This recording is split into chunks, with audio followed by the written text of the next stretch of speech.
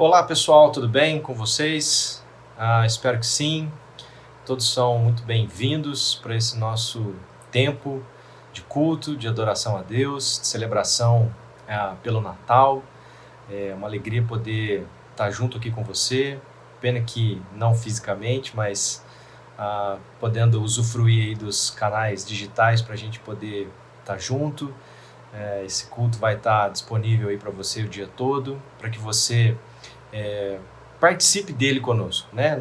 Não apenas assista o que a gente está fazendo aqui, mas participe junto conosco das orações, das músicas que vão ser cantadas, do nosso momento de meditação. Você e quem estiver junto com você aí na sua celebração de Natal, se você estiver com algum familiar ou estiver com algum amigo, espero que não esteja muita gente, muita aglomeração, mas convido vocês a realmente estar participando do que a gente vai fazer aqui, celebrando aí mais uma vez o nascimento do nosso Senhor e Salvador Jesus, nesse nosso culto de Natal. E eu queria dar início fazendo uma oração para a gente começar. Pai, muito obrigado mais uma vez o dom da vida. Nós celebramos poder te louvar, poder te agradecer, mesmo em meio a tempos difíceis que a gente tem vivido, né? Sendo um Natal atípico, um Ano Novo atípico, tendo que celebrar aí com restrições, algumas pessoas nem podendo passar junto com os familiares, mas a gente sabe que isso é temporário, a gente sabe que em breve nós poderemos estar novamente juntos presencialmente para celebrar datas assim. Mas a gente quer te agradecer, porque sabemos que o dom, o presente mais precioso que recebemos nesse Natal, nesse nosso momento aqui junto, nas nossas vidas, é a tua presença, é a vida de Jesus que foi entregue por nós e que ressuscitou, está vivo hoje, e nós temos certeza disso porque o Espírito Santo fala e testemunha ao nosso coração de que tudo isso é real, e esse é o maior presente que poderíamos receber nesse Natal, e é por isso que a gente está aqui, te cultuando, te agradecendo, te bendizendo e meditando também na tua palavra, para que possamos ser fortalecidos, encorajados, desafiados nesse tempo de celebração, um pouco diferente, mas muita gratidão no coração por poder fazer tudo isso na sua companhia, Jesus, na sua companhia, nosso Deus. Obrigado pela amizade, obrigado por tudo que o Senhor tem feito na nossa vida. É com muita gratidão e em nome de Jesus que nós oramos. Amém. E quero te convidar agora para a gente cantar junto aí com a nossa equipe. A gente preparou uma coisa especial para vocês nesse Natal. Espero que você seja abençoado.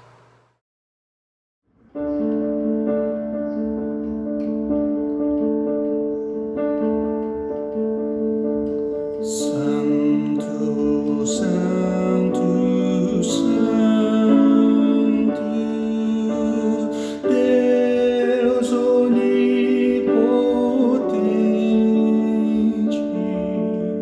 cedo de manhã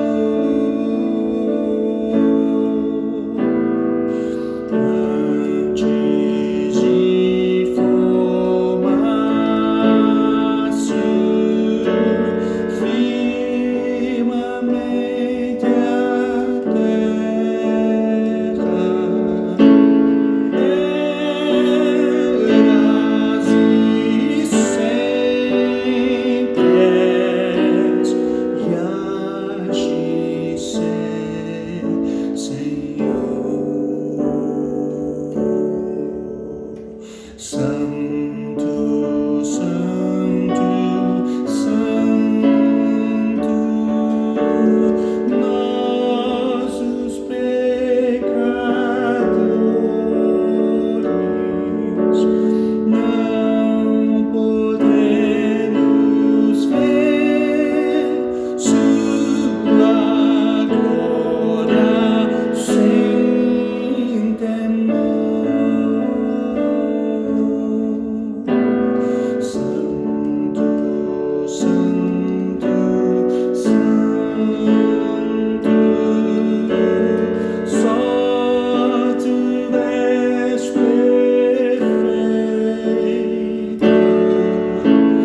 Deus soberano, imenso em teu amor. Santo, Santo, Santo, Deus onipotente, tuas obras louvam teu nome com fervor. Santo, Santo, Santo, justo e compassivo,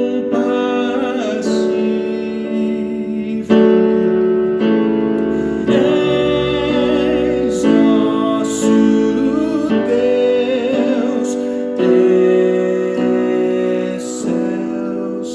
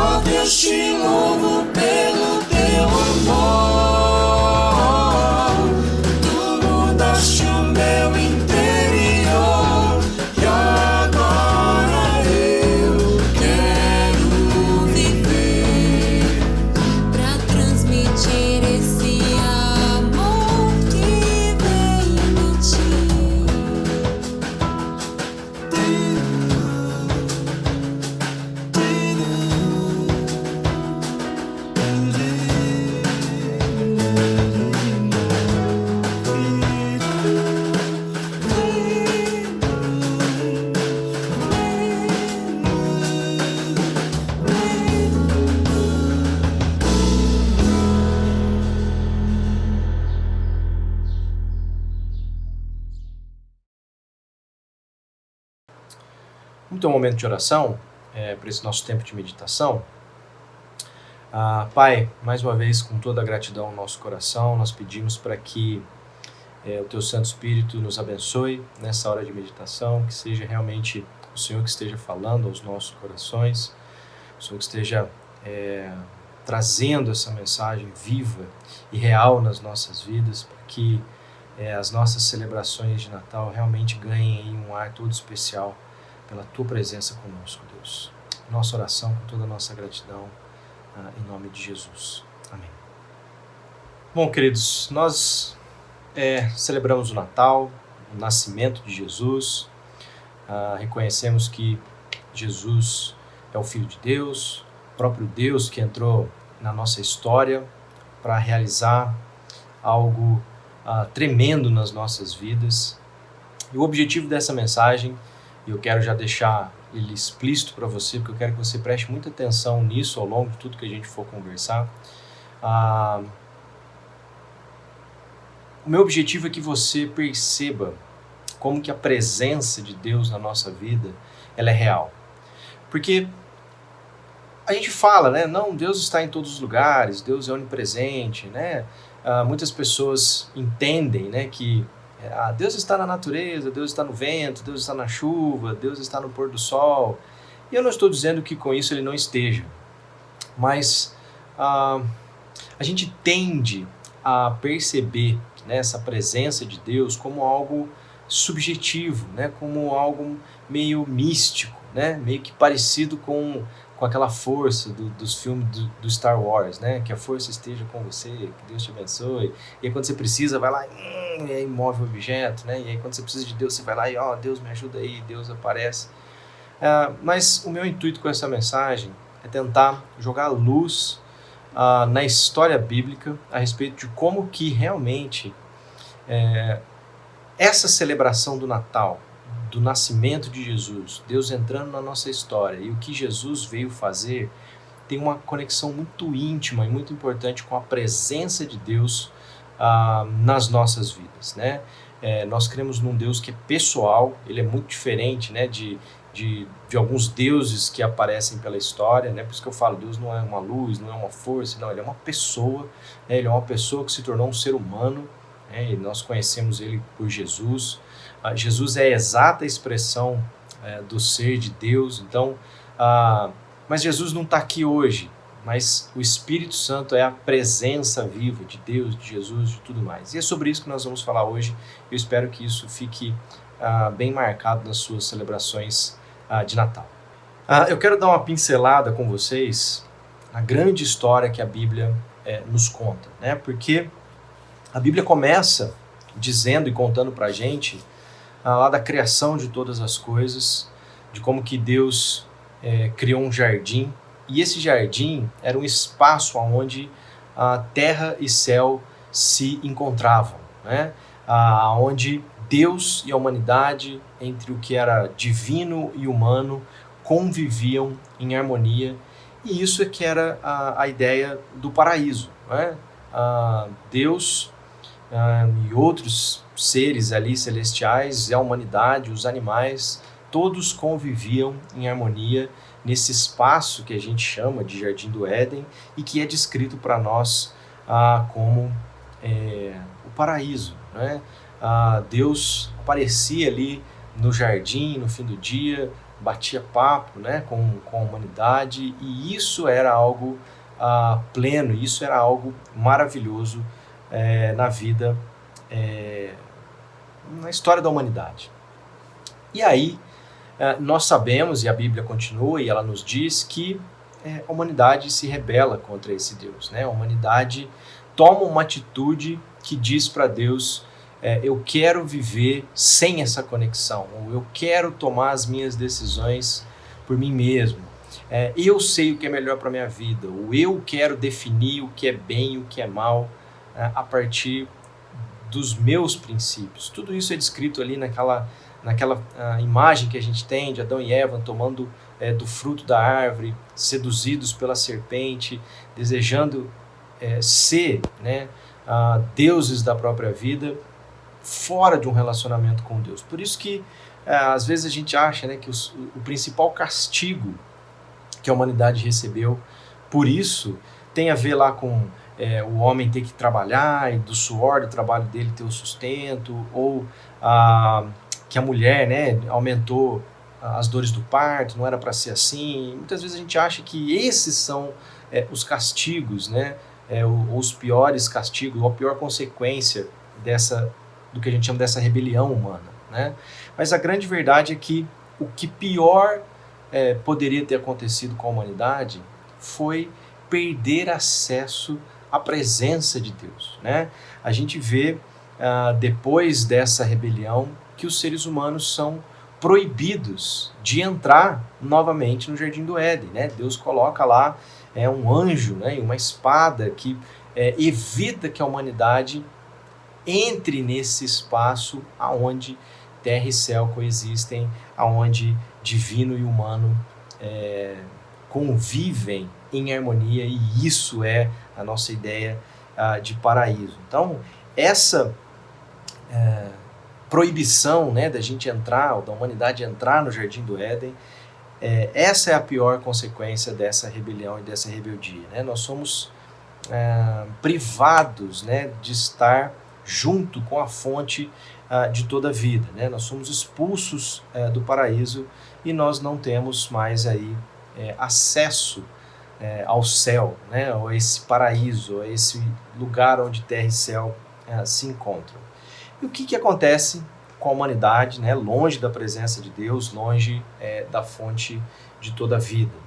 A Bíblia vai dizer para a gente que o próprio Deus observa como que os seres humanos são maus, como que os seres humanos são seres perversos, né? E como que realmente os propósitos deles são maus, porque se tornam egoístas, né? Deus havia criado a humanidade para que a humanidade trabalhasse em cooperação com Ele e uns com os outros, né? Desenvolvessem toda a criação com Deus e uns para os outros. E depois disso a humanidade se torna egoísta, violenta, né? Opressora, promíscua, e é por isso que Deus olha para tudo isso, e a Bíblia vai dizer para a gente que Deus se arrependeu de ter criado todas as coisas, e essa forma de viver, e muita gente acha que Deus está irado com isso, mas a Bíblia vai dizer para a gente que isso causou uma imensa tristeza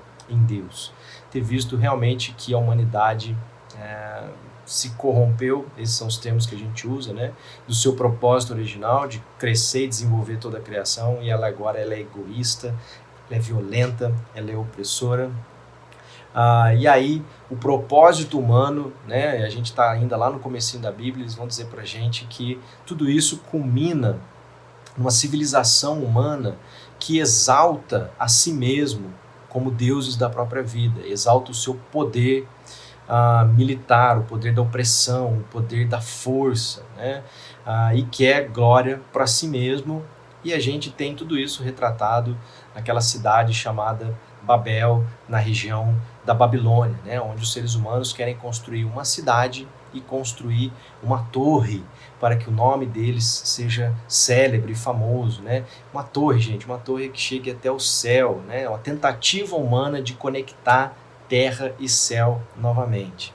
E Deus olha tudo aquilo e fala, se eles acham realmente que eles vão fazer isso, e se a gente não tomar nenhuma providência, e a gente aí é Deus Pai, Deus Filho, Deus Espírito Santo, né, basicamente, se a gente não fizer algo, eles não vão parar por aí, e eles vão acabar destruindo tudo isso que eu criei, que era para ser bom. Mas Deus não desiste da humanidade, né? Deus olha para tudo aquilo e Ele coloca um plano de salvação em ação, né? Ele espalha, Ele confunde a língua da humanidade, espalha ele pelo todo mundo, e aí o plano de salvação dele envolve em redimir, né, a humanidade. E aí esse termo na Bíblia, redimir, tem a ver com pagar o preço de um escravo, né? O escravo naquela época era uma pessoa que não tinha condições de se proteger, não tinha condições de se sustentar, e ele meio que se vendia para uma pessoa que tinha mais posse, tinha terra, podia protegê-lo, podia dar trabalho para ele, e ele acabava virando um escravo. Mas ele poderia comprar a sua liberdade, ele poderia pagar para não mais ser um escravo, e isso era chamado, né, de redenção ou resgate. Ele poderia voltar a ser um homem livre. Então, o plano de Deus envolvia realmente em Deus pagar o preço para tirar a humanidade dessa condição que é escravizadora, né?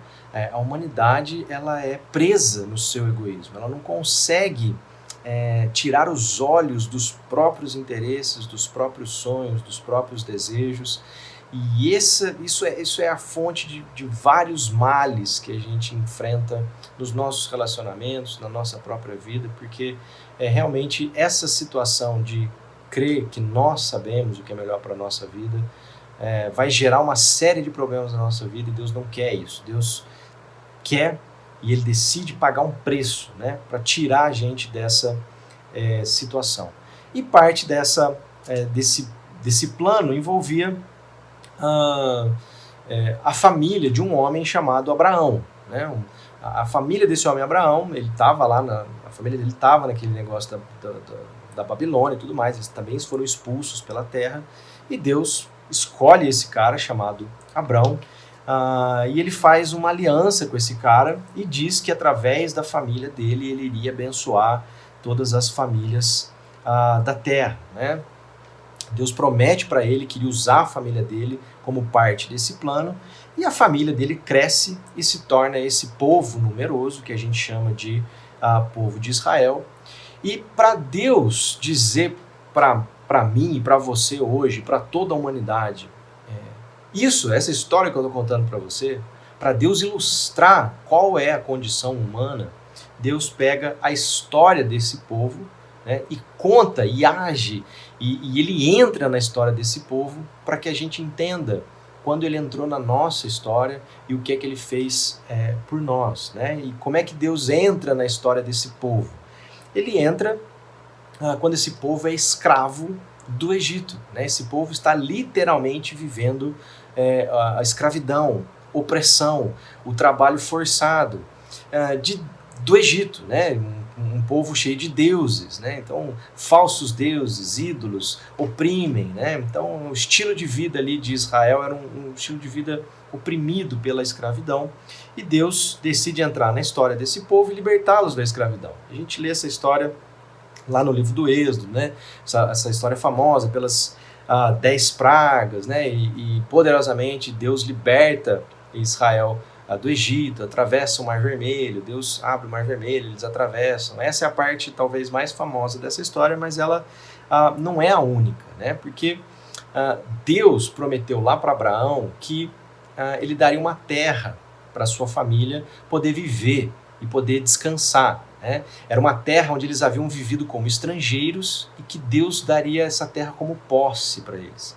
Ou seja, é uma terra que vocês vão viver, vão trabalhar, ela vai ser sua, vocês não vão viver preocupados. Então é uma promessa que lembra muito pra gente lá o paraíso, tá? Então Deus entra nessa história e liberta o povo da escravidão.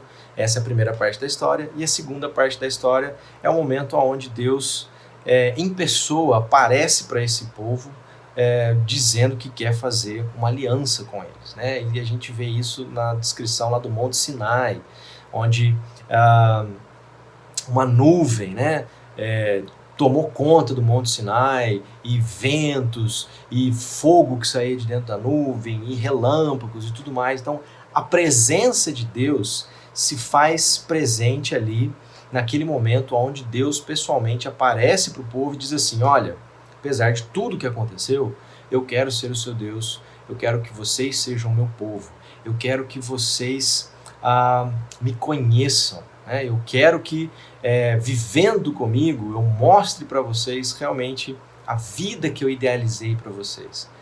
Longe da opressão do Egito, longe dessa vida, desses ídolos e falsos deuses que mentem para vocês, que oprimem, que vivem essa vida que é esmagadora pela opressão da escravidão. Então, Esse era o intuito de Deus em fazer a aliança com o povo lá no Monte Sinai.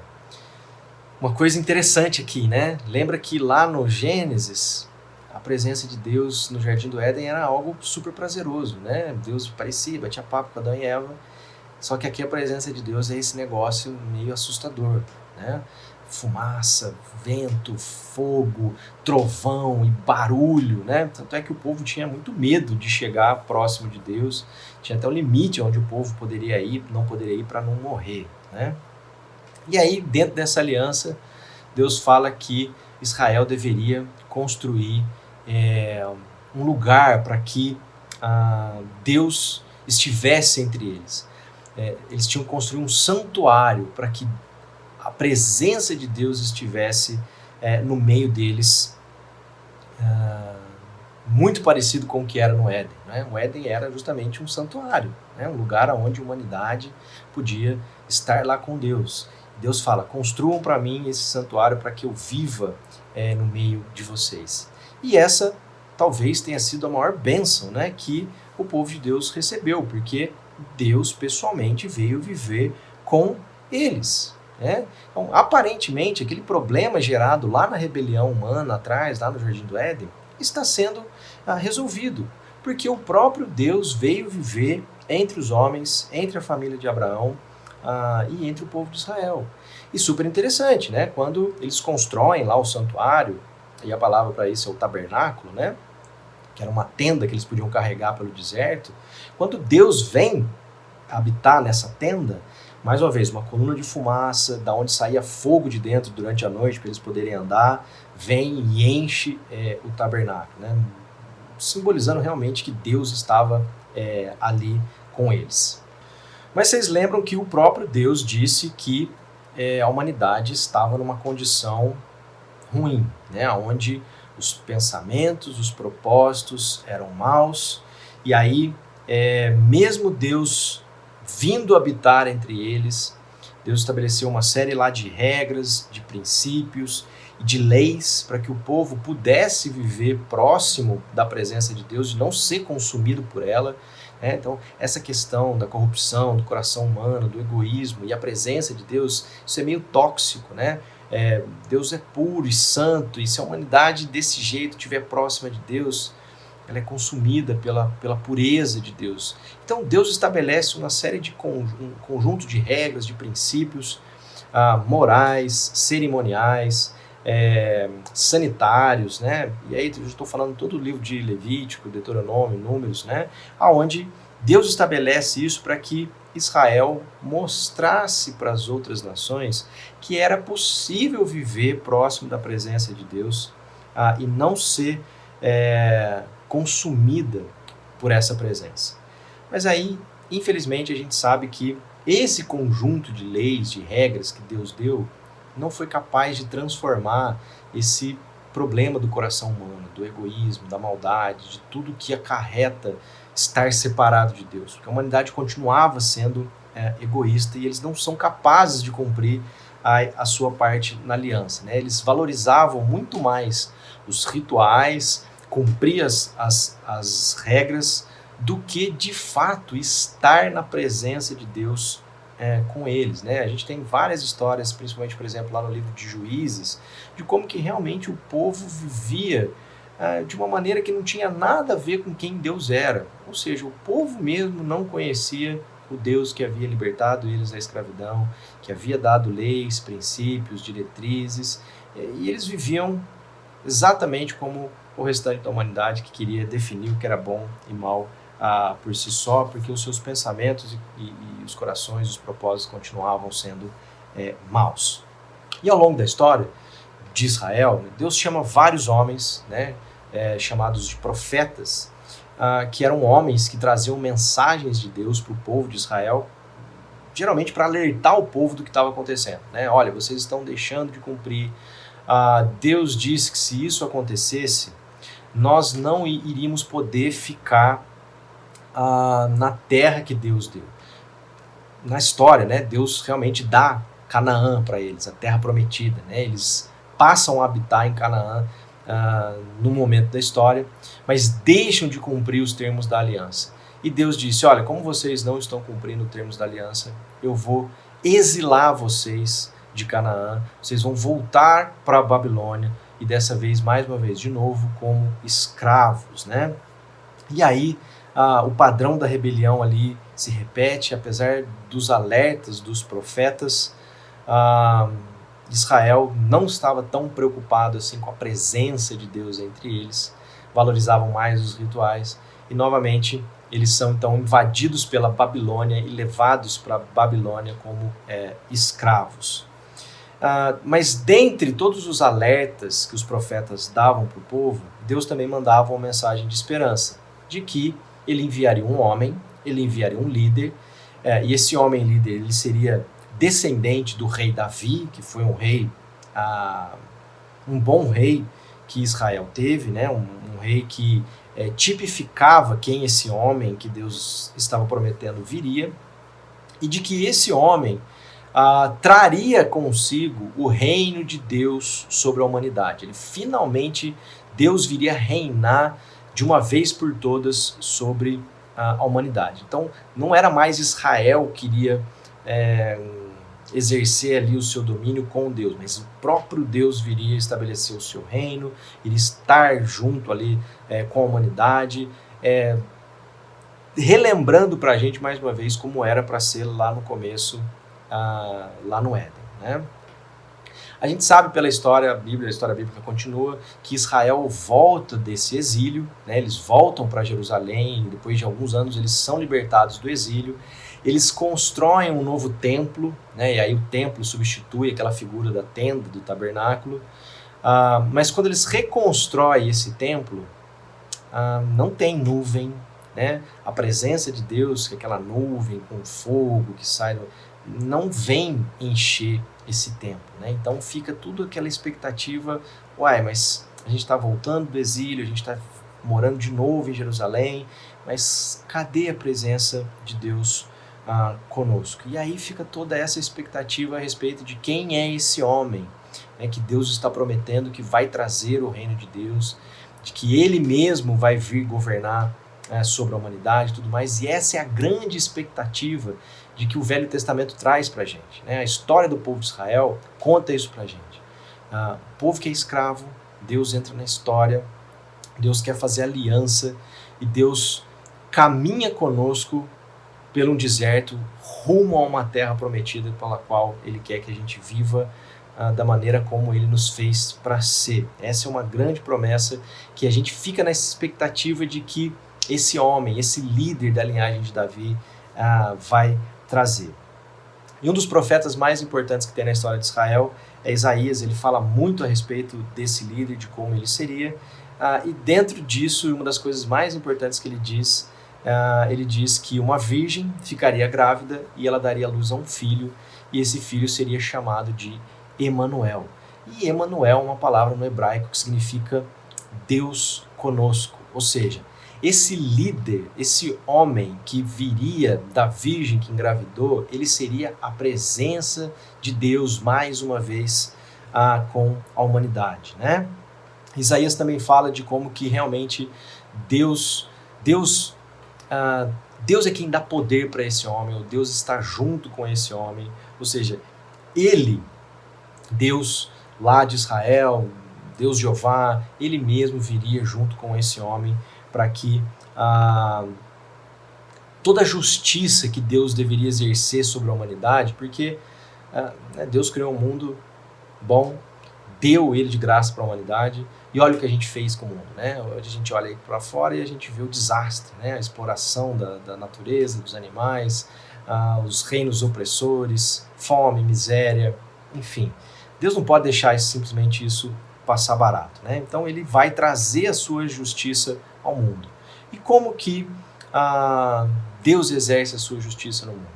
Ele mesmo entra, né, na nossa história, mais uma vez, Israel, escravo da Babilônia, nós hoje escravos do nosso desejo, do nosso egoísmo, e Deus, assim como entrou na história de Israel, entra na nossa história na pessoa de Jesus, que é o que a gente celebra no Natal, né, o nascimento de Jesus, o Emanuel, o Deus conosco.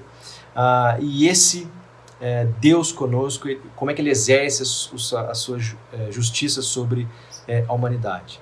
Ele permite que o mal, né, que todo o mal do que existe no mundo domine sobre ele. Né? Ou seja, ele pega o seu próprio povo, o Israel, e se submete a eles, e ele é entregue para ser morto. Né?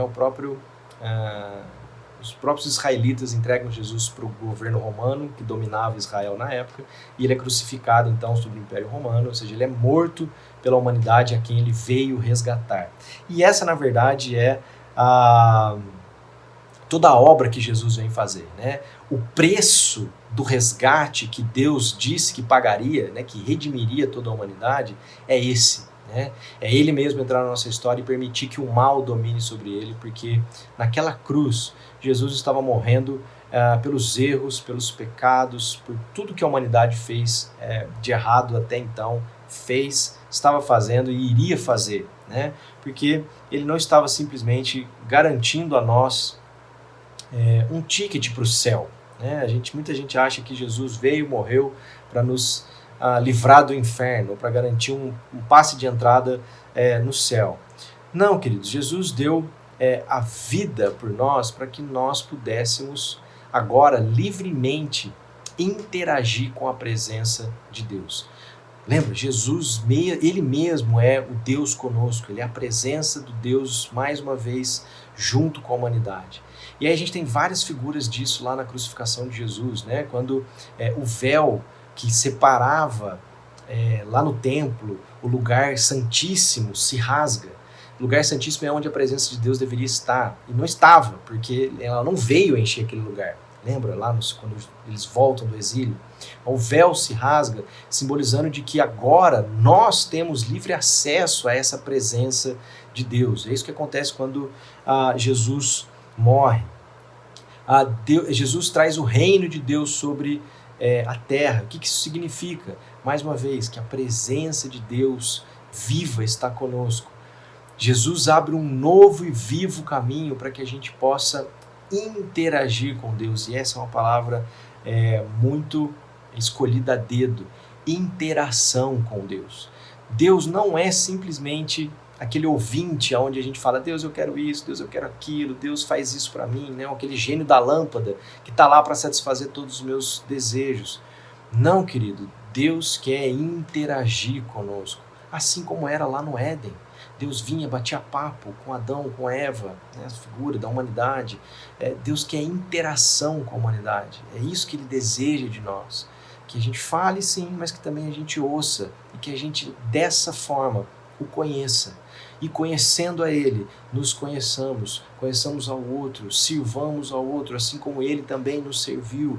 E essa é a interação que mais deveria ser celebrada nesse momento do Natal. Né? A gente celebra Natal porque é o nascimento de Jesus, a gente celebra Páscoa porque é morte e ressurreição de Jesus, mas tudo isso nos permite estar com Deus, e isso, mais uma vez, é o mais importante. Eu quero que fique para o seu Natal.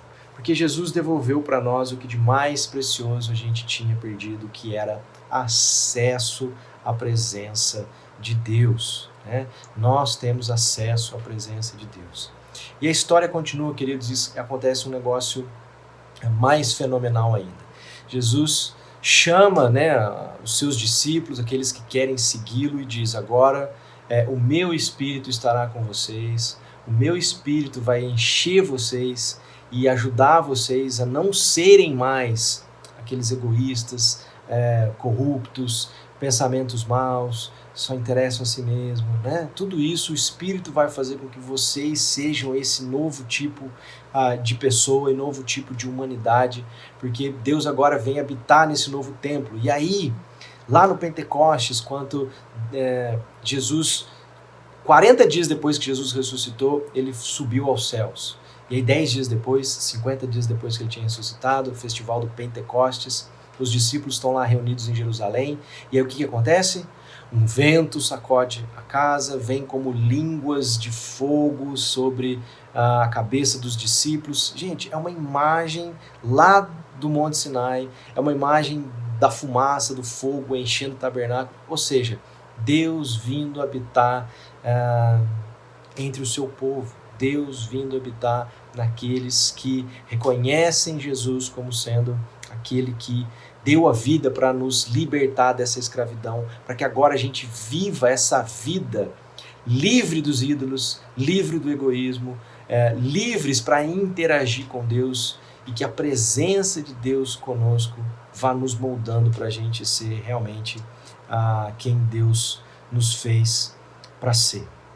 Isso é o de mais precioso a gente tem de celebração de quem Jesus é. E eu gostaria muito que isso fosse o alvo da sua celebração do Natal. Assim como Deus entrou lá na história de Israel, libertou eles do Egito, Jesus também entra na nossa história para nos libertar da escravidão, do pecado. Da mesma maneira como o povo peregrinou lá 40 anos pelo deserto, seca, pouco alimento, uma vida difícil, mas Deus estava com eles na coluna de fogo, na nuvem que os guiava. Nós também hoje caminhamos num deserto, né? Nós estamos vivendo um deserto, uma pandemia, isolamento social, gente morrendo, fome, miséria. Nós estamos no deserto, mas Deus está conosco, assim como esteve com o povo peregrinando pelo deserto. Deus está conosco e nós estamos caminhando nesse último êxodo rumo à nossa terra prometida, à nossa Canaã, a nova Jerusalém, o mundo renovado e restaurado, porque quando Jesus voltar, aí todo o mal vai ser eliminado de uma vez por todas e nós vamos mais uma vez poder viver plenamente do jeito que era para ser lá no início das coisas.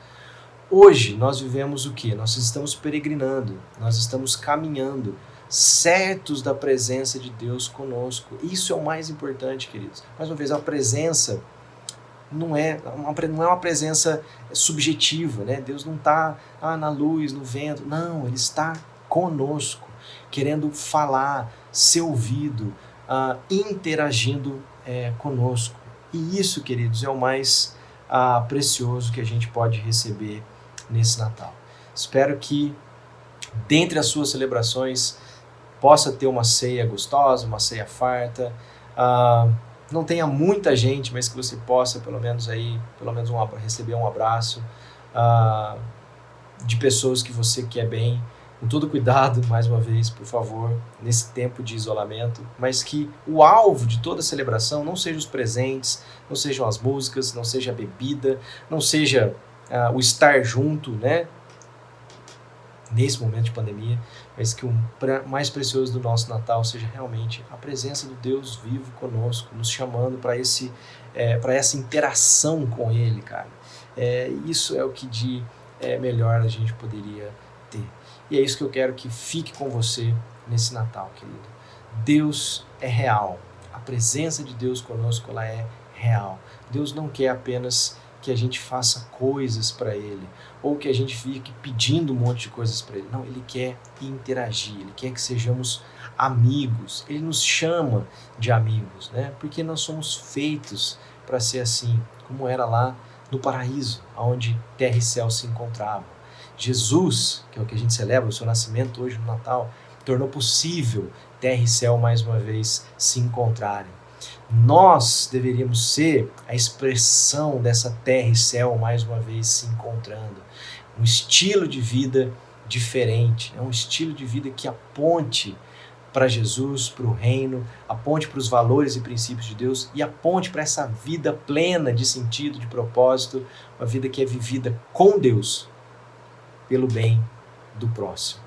É isso que eu gostaria que você celebrasse nesse Natal, mais uma vez. Deus está conosco. Jesus, o Emanuel, o Deus conosco, tornou possível essa interação com Deus. E isso é o que de mais precioso poderíamos receber desse Deus maravilhoso. Amém?